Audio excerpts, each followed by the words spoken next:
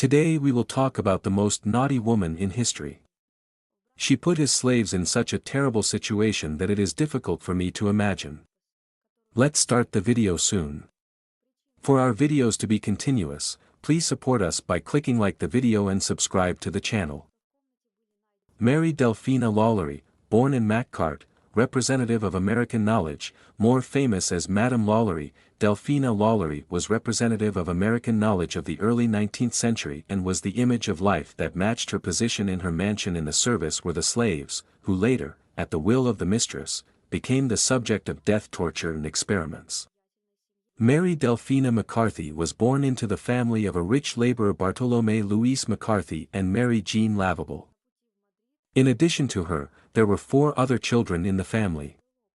In 1730, her grandfather Bartolome McCarthy transferred his relatives from Ireland to New Orleans. In 1800, at the age of 25, Delphine married for the first time. Her husband was Don Ramon de Lopez, a highly ranked. The marriage continued until 1804, while the spouses went to Madrid.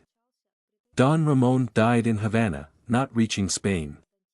From this marriage, the Dolphin has a daughter Maria Borja Delfina Lopez, whom she called Barquita. In June 1808, Delphine married the famous banker, buyer and lawyer Joan Blanc. The family with 4 children moved to New Orleans. In 1816, Joan died. On June 25, 1825, Delphine married for the 3rd time Louis Nicholas LaLaurie, who was much younger than her. In 1831 she bought a new plot, and by 1832 a mansion was built on the ground, in which she settled with 2 daughters and a servant. On April 10, 1834, a fire broke out in LaLaurie's house. It is believed that the maidservant Pavrish set this fire to expose her tormentor to the mistress. The maidservant wanted to attract attention, and she could not leave the kitchen, as she was chained. According to the owner of the floating mansion, refused to give the keys so that the neighbors could open the attic where the slaves were kept and save them. When the door was broken, 7 slaves came out for freedom.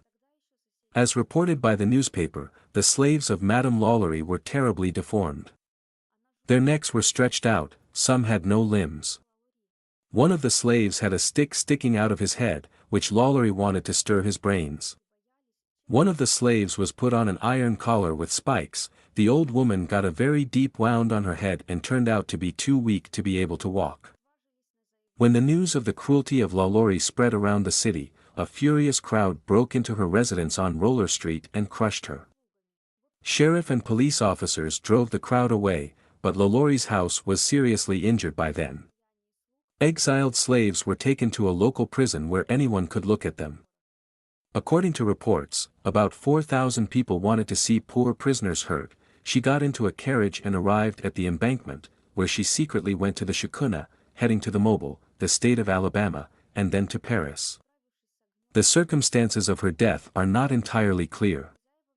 As if it had not been in the late 1930s, Eugene Bucks, who served as a magician at Cemetery No. 1 until 1924, discovered 2 old cracked copper plates with the inscription "Died in Paris on December 7, 1842. According to the French archives of Paris, she died not in 1842, but on December 7, 1849. The image of Madame LaLaurie was used in the 3rd season of the horror anthology American Horror Story and was embodied by Katie Bates. Write in the comment about who is the scariest woman in history.